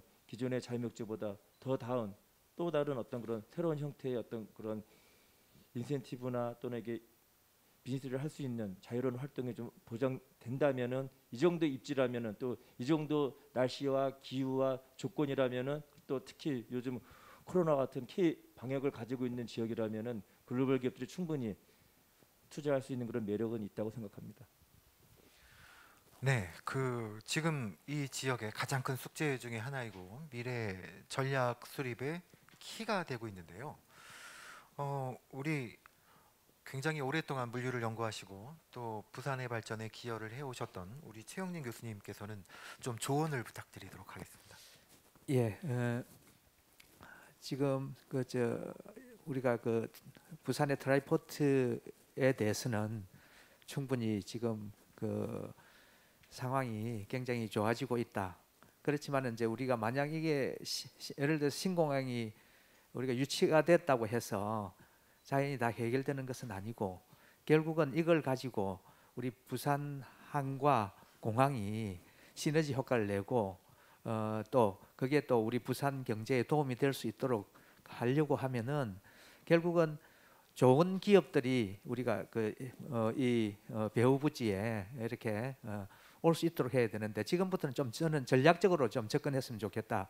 뭐냐면은 CN에어 화물로서 가장 적합한 화물이 어떤 것들이고 특히 우리 부산 배후 단지에 오게 됐을 때 그 기업이 갖는 혜택이 어느 정도 되는지 그래서 좀 전략적으로 꼭 유치해야 될 그런 업종에 해당되는 기업들을 선정을 하고 그 업체들이 활동하기 좋게 만들어줘야 된다. 아까 우종균 교수님께서도 말씀하셨습니다만은 저는 그 프리 트레이 아까 그 스마트 프리존 이런 어떤 제도적으로 지원을 해줘서 기업이 활동하기 좋게 하고 또 실질적으로 코스트를 줄일 수 있어서 도움이 되고 이런 어떤 여건을 이제 갖춰줘야 되는데 이게 실질적으로 이 CN에어 환적이 효율적으로 가기 위해서는 우리가 항만과 공항 사이에 화물 운송 체계도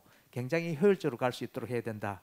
지금 현재 신기술들이 많이 나오고 있으니까 그런 것들이 하나의 경련장이 될 수 있는 그런 수준으로 만들어서 그것 자체가 하나의 세계적인 명물이 될 수 있도록 하고 또 기업으로 하여금 비용을 줄일 수 있도록 하고 이렇게 해주면서 그리고 또 한 가지 중요한 것이 뭐냐면은 부산이 다른 정주 환경은 좋습니다만은 결국은 애들 뭐 교육시키기 좋은 그런 도시가 돼야 된다.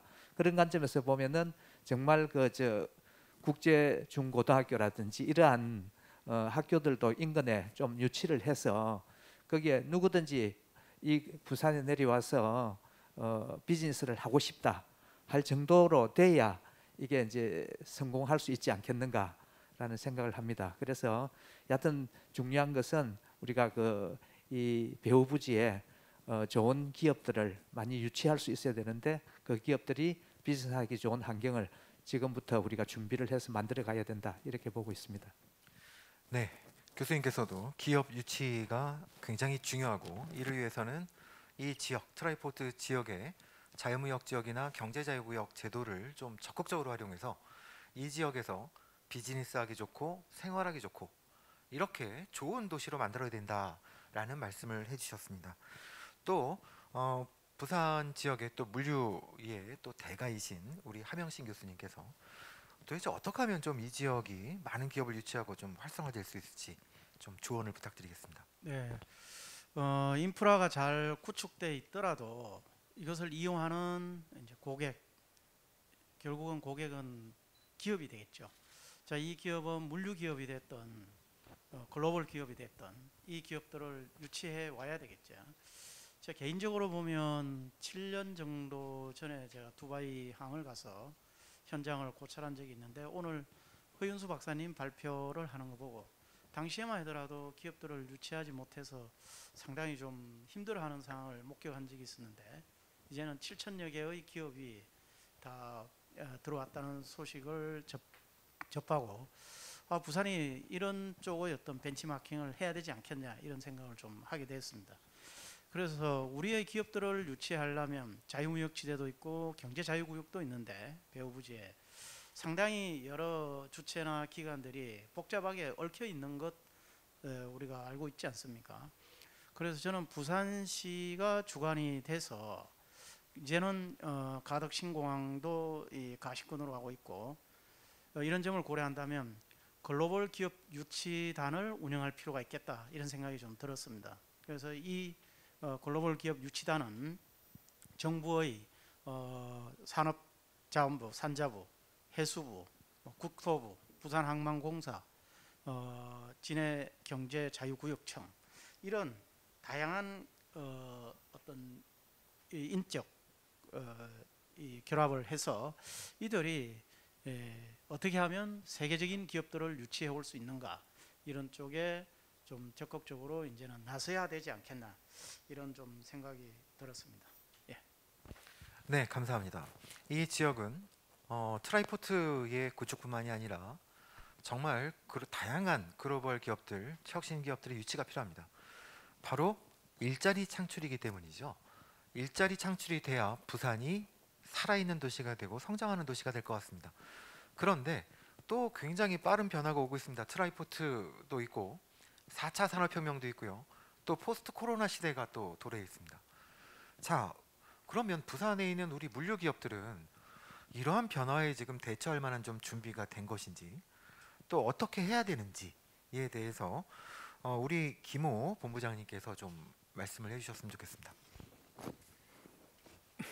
네, 부산의 물류 산업이라고 하는 것이 뭐 제가 다시 강조를 안 드리더라도 이제 지역의 주력 산업인 거는 분명하고요. 운수업 실태조사라든지 이런 것들을 통해서 부가가치 추정을 해보면 전국에 한 30조 정도 부가가치가 나오는데 거기에 이제 부산이 한 12% 정도 차지하고 있고 지역 내 GRDP 부분에서도 한 4% 이상 차지하는 걸로 나타나고 있습니다.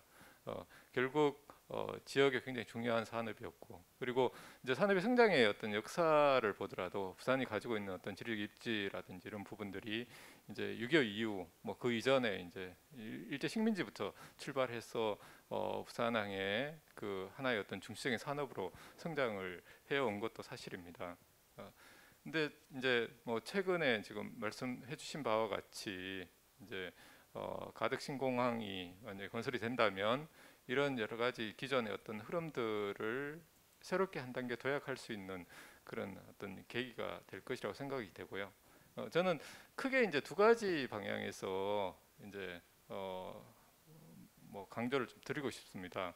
아까 제가 한번 말씀드린 바와 같이 첫 번째는 이제 지역의 물류 산업이 이제 그 지역의 어떤 기업들 그리고 경제적 부를 효과를 나타내려면 물류 산업 내에서의 어떤 새로운 혁신 또는 새로운 부가가치를 창출할 필요가 있고요. 이거는 이제 글로벌 유수 물류 기업들이라든지 이런 사례들을 혁신 사례들을 통해서 지금 최근에 나타나고 있는 경향인 것 같습니다. 또 하나는 이런 이 지역이 가지고 있는 물류 인프라라든지 이런 기반 시설들이 이제 저희가 가지고 있는 다른 어떤 산업의 어떤 배후 단지와 연계되어져서 그 효과를 좀 극대화하는 부분이 있겠고요.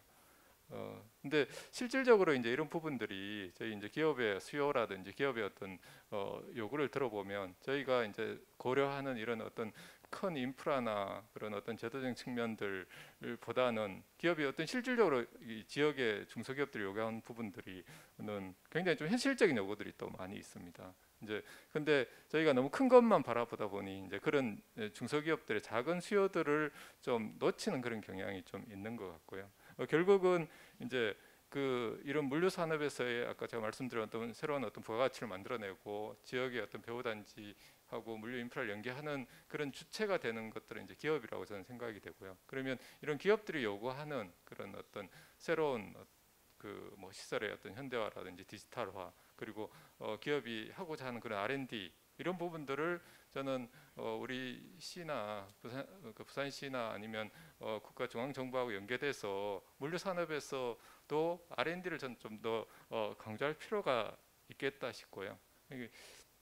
이를 통해서 저는 이제 이런 어떤 저희가 가지고 있는 그런 주요한 그런 인프라의 어떤 장점들이 지역의 어떤 일자리 창출이라든지 경제적 부여의 효과들로 나타날 수 있을 거라고 생각이 됩니다. 마지막으로 제가 또 하나 강조드리고 싶은 건 이제 어느 정도 모르겠습니다. 이런 큰 어젠다의 제시들은 굉장히 중요한 측면이 있는데, 근데 이제 다른 여러 가지 이제 우리 발제자분들도 말씀을 해주셨는데, 사실은 실제 이제 이를 구현하는 부분들은 이제 구체적인 현실적인 문제들을 굉장히 극복을 해야 되고, 그리고 사안별로 이제 전략적인 그런 연구들이 좀 필요한 그런 상황입니다. 그래서 좀 더 이제 소프트웨어적인 그리고 이제 실질적인 부분들을 사전에 선제적으로 좀 준비하는 부분들, 저는 이런 부분들이 지금 이제 저희가 당면하고 있는 과제이고 앞으로 풀어가야 될 그런 큰 숙제들이라고 생각을 합니다. 네, 이상입니다. 네, 감사합니다.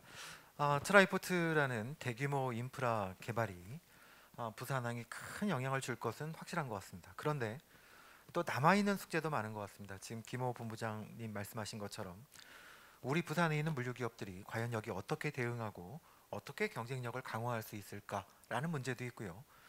또 이 트라이포트 구축에 따라서 약 45만 명의 물류 전문 인력이 필요하다라고 연구가 되어 있는데, 과연 부산이 이 정도의 전문 인력들을 공급할 수 있을 만한 능력이 있는가라는 문제, 그리고 지금 말씀하신 것처럼 새로운 기술들이 굉장히 빠르게 진보되고 있고 또 도입되고 있는데, 이런 것들을 어떻게 부산에 있는 물류 기업들이 효율적으로 도입하고 적용하고 응용하느냐라는 문제도 굉장히 중요한 것 같습니다.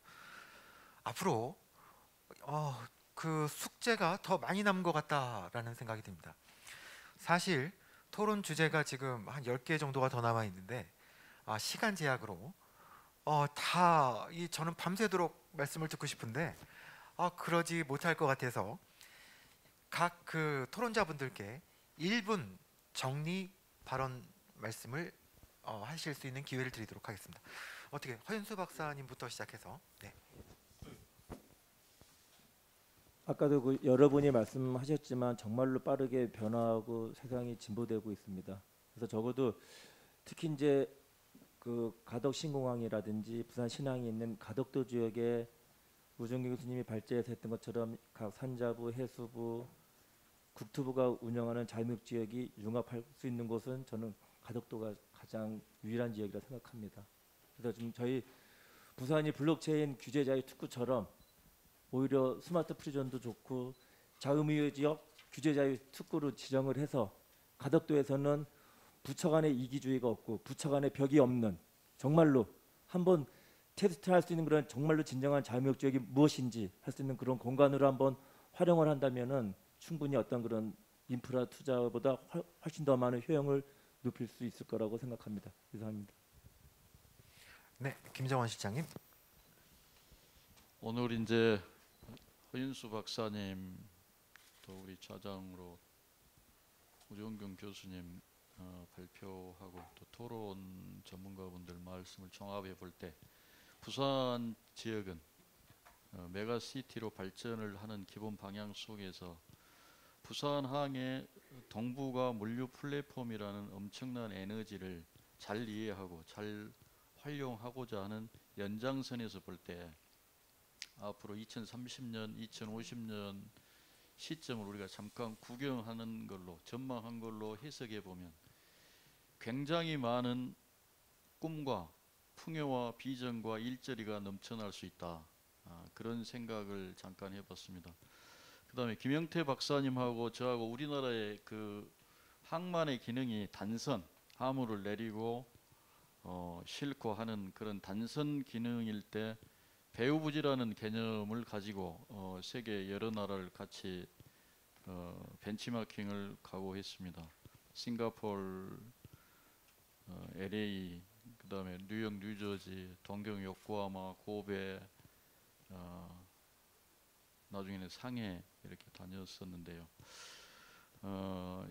모두가 자기 체질, 자기 특장점에 맞게 잘 변신하고 지금 이 시점에 2020년에 다시 비교를 해보면 우리가 뒤떨어진 것도 아니고 앞서간 것도 아니고 애매한 위치에 있는 것 같습니다. 그래서 오늘 자리가 매우 국가 정책적으로 부산 지역 경제 발전 측면에서도 어마어마하게 중요한 그런 토론 성과물이었던 것 같습니다. 하나만 말씀드리면 본래 배후부지 힌터랜드라는 것은 부산항에 화물이 들어오면 그 환적 화물이 뒤에 있는 힌터랜드 배후부지로 가서 컨테이너 박스를 열고 그 부품, 반제품 이런 것들을 가공, 조립, 포장, 라벨링, 바틀링 이런 걸 해서 국내로 반입되지 않고 다시 전 세계로 나가는, 그리고 우리나라의 기업들이 생산한 반제품 부품들이 배후부지에 와서 최종 조립 단계를 거치고 부가가치 활동을 해서 나가는 그 과정에서 엄청나게 많은 일자리가 생기고 부가가치가 창출되는 겁니다. 예를 들면 이런 거죠. 델몬트라는 회사가 부산항 신항 배후부지에 콜드 체인, 거기서 원액을 가지고 와서 음료를 만드는 과정에서 얼마나 많은 부가가치 활동이 있겠습니까? 그런 걸 통해서 이제 동아시아, 동북아시아로 뻗어나가는 그 디스트리뷰션 센터 역할을 하는 게 본래 우리가 배후부지를 만들고 조성하고 고민했던 건데 그 기능을 몇 가지 하고 있는 입주 기업이 있습니다. 아메이가 부산 신항에 입주했고 가구 회사도 들어와 있고. 그러면 지금 우리가 돌아볼 때 가장 중요한 것은 물류는 통합된 플랫폼의 기능을 강화시켜 나가야 된다. 그 다음에 아까 그 김영태 박사님께서 말씀하신 R&D 기능을 반발 한 발 앞서가면서 적용해야 된다. 그래야 시간 비용을 절감할 수가 있기 때문에 그렇습니다. 그 다음에 세 번째, 우리가 제도적으로 법 제도적인 정책 부분에서 가로막고 있는 것은 없는지. 요즘 적극 행정하자, 규제 혁신하자 하고 얘기를 많이 하고 있지 않습니까? 자, 그러면은 신항 일대 아까 말씀하셨던 물류형이든 생산 물류형이든 또는 생산형이든 간에 그걸 통따라서 네거티브 방식으로 빨리 전환할 필요가 있다. 그래서 도저히 안 되는 것은 못 들어오게 하고 가능하면 될 수 있는 것은 다 들어오게 해서 그 핵심에 일자리가 있고 그 핵심에 국부 창출이 있고 그러면 되는 거 아닌가 하는 고민을 지금은 모두가 관계부처 모두 거기에 종사하고 있는 현장 인력들이 다 같이 한번 해봐야 우리의 2030년, 2050년에 부산 지역, 부산항, 국가의 물류 비전의 꿈이 현실화되지 않을까 하는 그런 생각을 해봅니다. 감사합니다. 네, 감사합니다. 굉장히 많은 내용이 들어 있었고요. 1분 발표였는데 5분 발표해 주셨습니다. 예, 다음은 함영신 교수님께서 1분 발언하시겠습니다. 예, 코로나가 극성을 부리고 있는 이 시기에 구정경 교수님께서 부산과 부산항의 발전을 위한 세미나, 저도 여기 참석해서 많은 걸 배웠습니다. 감사하게 생각합니다. 결국은 이 각 개별 섹터별 아직도 미흡한 부분이 많이 있는 것 같습니다. 예를 들면은 유류 중개 기지나 수리 조선소 이런 같은 경우도 하루빨리 차질 없이 좀 진행이 되어야 될 것 같고요. 그다음에 기업들의 유치 이를 위해서는 자유무역지대와 저는 경제자유구역이 서로 긴밀하게 좀 협력관계 또 코오디네이션이 좀 이루어져야 될 것으로 보고 있습니다. 기업을 유치할 경우에 결국은 그 기업에 거주하고 있는 구성원들은 의료나 거주, 교육 여러 가지 측면에서 그런 것이 갖추어져 있을 때 세계적인 기업들이 부산항의 배후부지에 자리를 잡지 않겠나, 이런 측면에서 좀 유관 기관들 간의 긴밀한 협조 체제가 좀 필요한 시점이다, 이렇게 보여지고, 아울러 마지막으로 여기에 이제 우리 토론자분들 각 분야에서 부산발전연구원, 부산항만공사, 또 학계, KMI, 한국해양수산개발원, 또 부산과학원 다양한 분야의 전문가들이 모여 계십니다. 아주 좋은 오늘 여러 가지 내용도 제기해 주셨고, 잘하는 것은 우리가 계속 잘하게 하고 미흡한 것은 좀 더 채찍질해서 부산이 지역 경제, 국가 경제에 한 단계 업 될 수 있기를 기대해 봅니다. 감사합니다. 네, 감사합니다. 최영림 교수님. 예, 저도 오늘 사실은 이 2020 부산 트라이포드 전략 세미나 상당히 의미 있는 자리고, 특히 우리 4차 산업혁명 시대 지금 들어가면서 또 우리 가덕 신공항이 가시권에 들어오게 되고 하기 때문에 지금 이 세미나도 의미가 있게 진행되고 있다고 생각합니다. 이 자리를 마련해 주신 우리 우정균 교수님 비롯해서 관련 기관에 제가 감사를 드리고, 지금 우리에게는 어떻게 보면은 상당히 중요한 시기에 놓여 있다라는 생각을 합니다.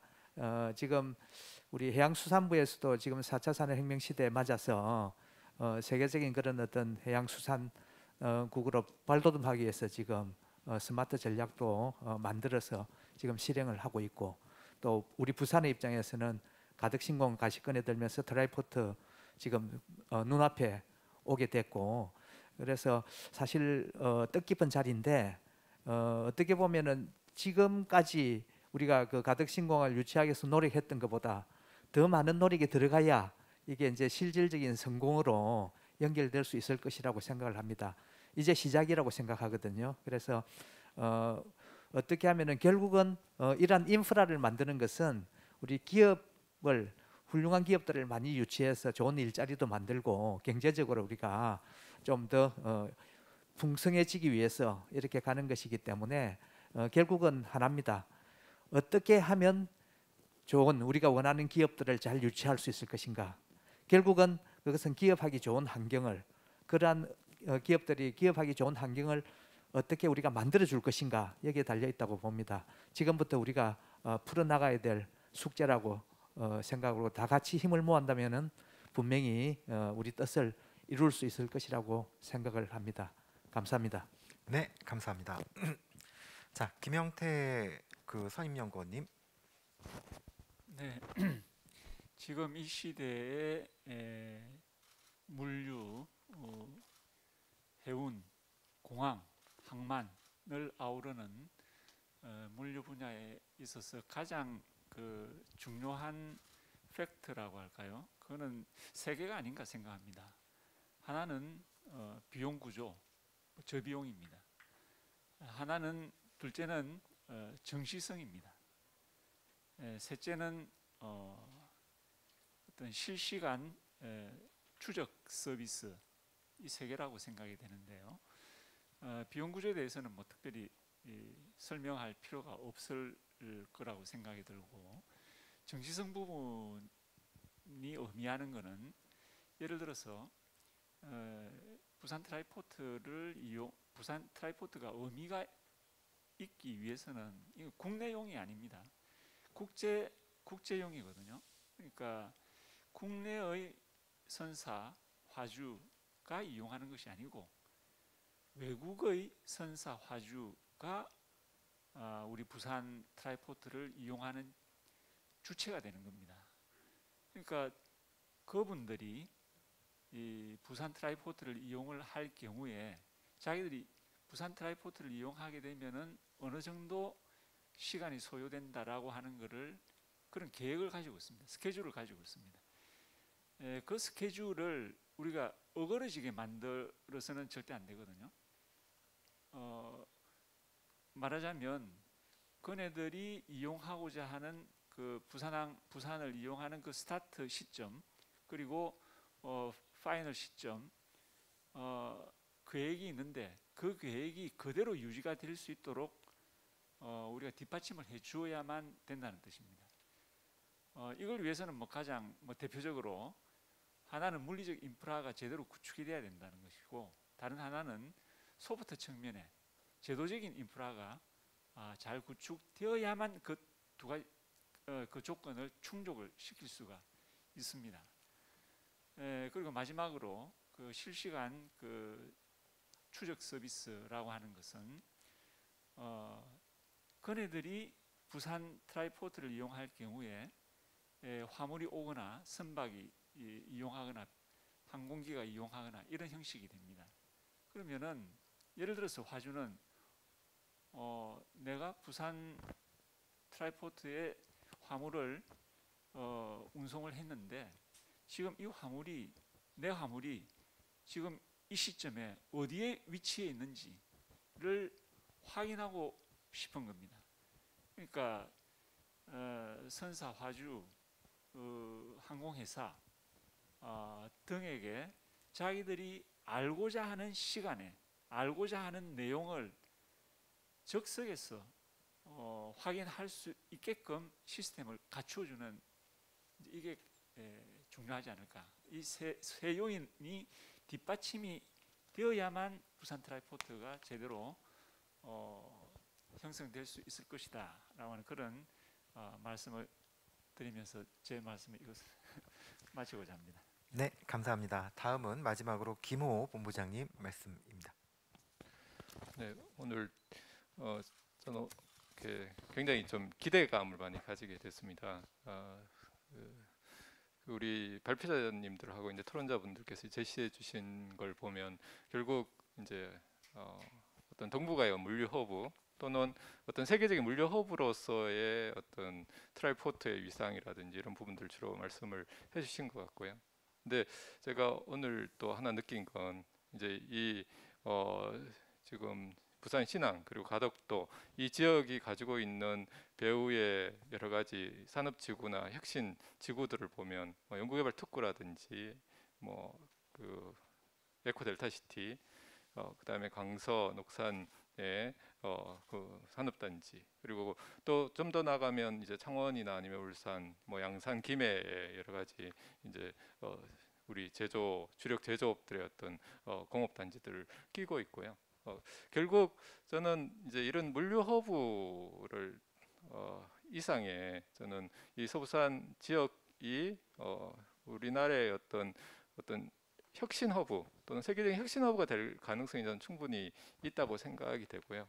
이제 사실 이제 그런 부분들을 저희가 만들어 나가려고 하면 이런 물류 허브 플러스에서 이런 혁신과 연계될 수 있는 여러 가지 내용들을 종합적으로 이제 바라볼 수 있는 어떤 그런 노력들이 저는 필요할 것 같습니다. 그래서 지금은 약간은 이제 문지방을 못 넘고 있는 그런 느낌인데 이제 신공항이 유치가 되고 이런 관련 인프라 제도들이 구축이 되고 그리고 기존에 있던 여러 가지 이제 배후 단지로 연계가 된다면 저는 충분한 그런 가능성이 있을 것 같고요. 이제 물류 허브를 넘어서 저는 혁신의 허브로 나아갔으면 좋겠습니다. 네, 이상입니다. 네, 감사합니다. 네, 가덕 신공항 개발이 가시화됨에 따라서 부산은 트라이포트 전략을 추진할 수 있는 가능성이 열렸고 이를 통해서 부산과 우리나라가 혁신할 수 있는 이런 절호의 기회를 맞이하게 됐습니다. 오늘 토론을 통해서 많은 기대도 가질 수 있었고 또 많은 과제가 남아 있는 것 같습니다. 앞으로 시작이니까 할 일이 더 많은 것 같습니다. 오늘 우리나라 물류계의 최고 수준의 전문가분들을 모시고 함께 토론을 하면서 저는 단 1초도 이거를 놓치면 안 되겠다라는 생각을 할 수 있었고요. 다시 한번 이런 기회를 좀 만들어야 되겠다라는 생각입니다. 제가 마지막으로 드리고 싶은 말씀은 이 전략을 성공적으로 유치하고 추진하기 위해서는 중앙정부와 좀 지방정부가 좀 체계적으로 연계가 돼야 되겠다. 그리고 산학연정 전문가들이 이렇게 모여서 격식 없이 토론하고 또 뭔가 새로운 것을 만들어내서 변화시켜 나갈 수 있는 기회가 만들어져야 되겠다라는 것들입니다. 아마도 전국에 계신 국민 여러분, 부산 시민 여러분, 그리고 450만 우리 물류 가족 여러분들, 오늘 말씀이 굉장히 마음에 와 닿으셨을 거라고 생각을 합니다. 함께 마음을 모으고 노력을 하는 첫 걸음이 되기를 진심으로 바랍니다. 오늘 참석해 주신 전문가 여러분들께 진심으로 감사드리면서 오늘 세션 3 토론을 이것으로 마치도록 하겠습니다. 시청해 주신 여러분 감사합니다.